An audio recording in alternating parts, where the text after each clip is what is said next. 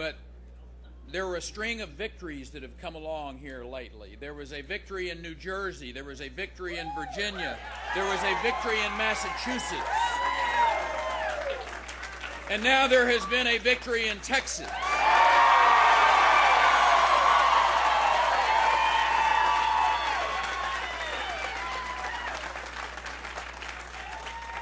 And I think the message is pretty clear. Conservatism has never been stronger than it is today. And we're taking our country back. One vote at a time, one election at a time. This election was about hard-working Texans sending a simple, compelling message to Washington: quit spending all the money. Stop trying to take over our lives and our businesses. You know, the numbers indicate that a lot of new people participated in this election process, and I think that bodes well for our state because it means people are awake, they are energized, they are aware of the power that they hold in their hands because people are paying attention. Washington cannot hide from the fact that Congress hiked the national debt ceiling to $14.3 trillion. They cannot hide from the fact, they cannot conceal that the budget that they're going forward with has more than a $5 trillion debt in it over the next 5 years. They cannot hide from that. Voters are aware. Voters are aware of Washington's intent to enact laws and regulations that will cripple our energy industry and kill jobs all across this country, but particularly in Texas. They are trying to impose national education standards that will reduce the quality of our workforce, negotiate a health care bill that would decrease our ability to have good health care and cost billions of dollars for the people of this country. Today, the votes of those informed citizens were tallied, and there was a resounding message that is reverberating all the way from Texas to Washington, D.C.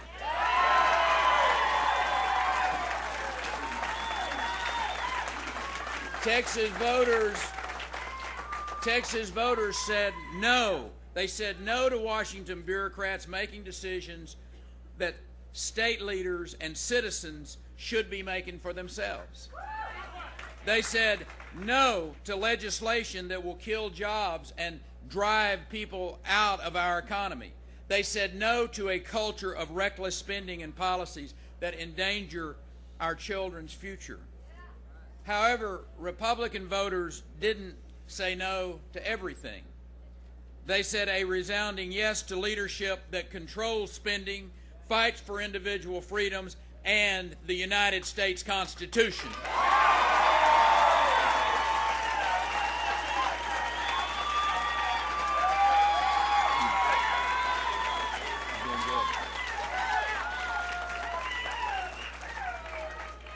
So from Driftwood, Texas to Washington, D.C., we are sending you a message tonight.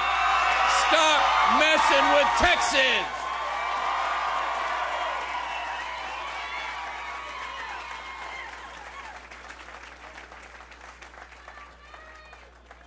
Stop messing with Texas. That message resonates. It resonates across our state. And I've seen the energy and the enthusiasm all across the state during this campaign like I've never seen before in my life. You know, whether you're a fiscal conservative, whether you're a social conservative, whether you're a Tea Party patriot,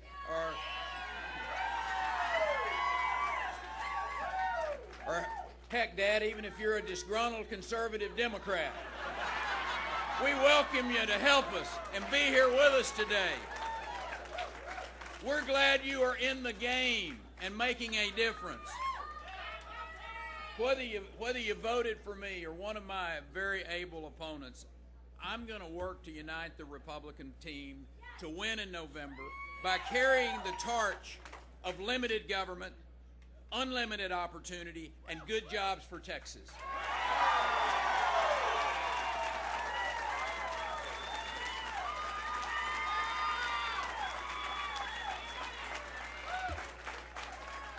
said many times during this campaign, there is a land of opportunity in America today, and it is called Texas.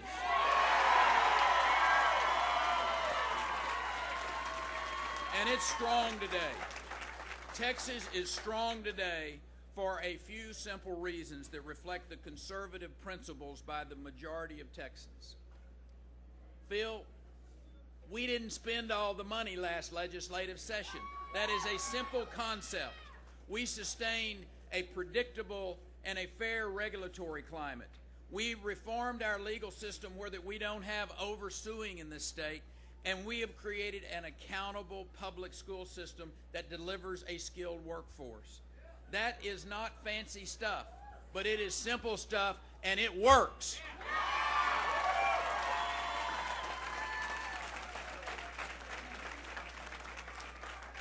In the months ahead, the challenges we're facing are very clear.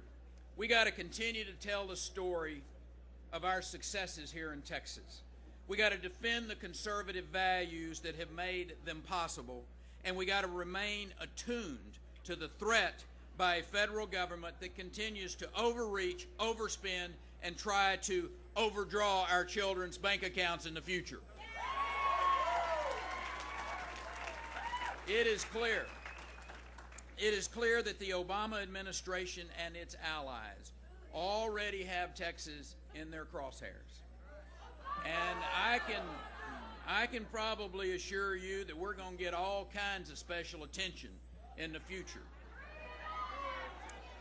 But until Washington gets its priorities into order and it retreats to the boundaries that are detailed in the 10th Amendment, we're going to keep working in this state to sustain an economy here in Texas, an economy that leading economic minds have basically said is going to be the last in and the first out of this recession that's going on. But we're going to continue to allow hardworking Texans like I've had the great opportunity to visit with all across this state. And I'm going to tell you, there is no better team of hardworking Texans than the Republican team that I've been working with over the course of the last year. Thank you for being here tonight. You see, there ain't no better place to call home than the Lone Star State. With our